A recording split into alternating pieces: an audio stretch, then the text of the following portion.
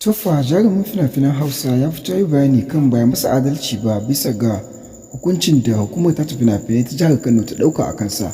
Ya ce dole a je a zauna.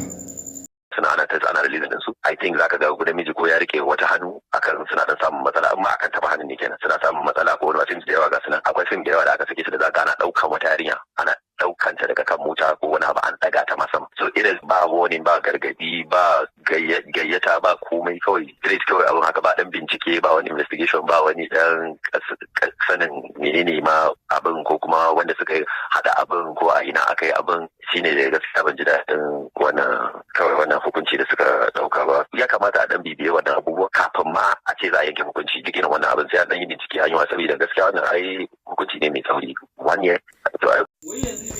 Tuffa biyo bayan wannan dakatarwar da aka yi wato da Amina Uba da kuma Samtin Adam, ya bayyana cewa tabbas ba a yi masa adalci ba, wanda muka waye da safiyar yau kan cewa hukumar ta tafi fina-finai ta jihar Kano ta dakatar da Adam, wanda aka fi sani daga Bagaddama, da tsawon shekara guda da shirin ɗaukar shiftin na Kano.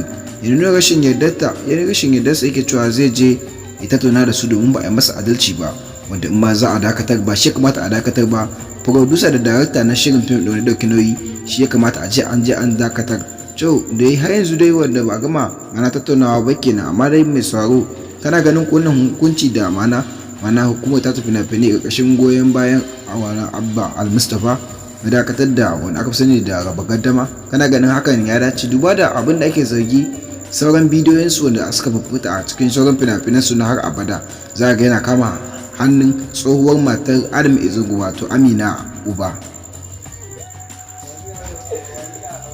Babu shakka wanda yake badin cewa gaskiya ba a masa adalci ba, duba da akwai wasu da dama wanda suka har ma sun dauki mace a hannunsu suna ta sako da ita a mota, wanda ba a tsaya an yi bincike. Ya kamata a ce an kira sa an tattauna da shi akan batu da aka yi, kuma akan abin da yake an masa gargadi, duba da shi sabon na jarumi a masana'antar Kano ma baki daya. Kamata ya ce akwai uzuri a tsakanin su, kuma an masa uzurin nan da ya kamata a ce ya an kira sa an tattauna da shi, amma kuma hakan da ya tabbas ya ce bai yadda ba, domin dole zai je a gano da tafka yake. Amma a ce an tsaye da shi har na tsawon shekara guda, gaskiya hakan zai taɓa kariyarsa.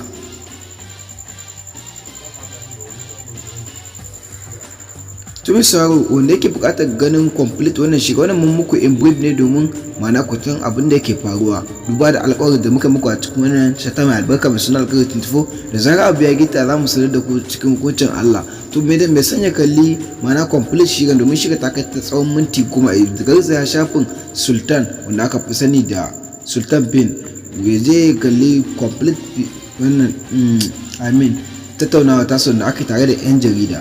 Don sauro duka nan ƙarshen shirin na mai zuwa ƙarshe. Alkhairi 24 tana alfahari da wasu na ganin abin da aka yi ma'awana Adam ba masa adalci ba, sannan kuma suna ganin ai hakan ma yayi duba da kariyar arewacin Najeriya za ta tabu matsawo aka ce an fara fina-finai wanda namiji ke ya hannun mace.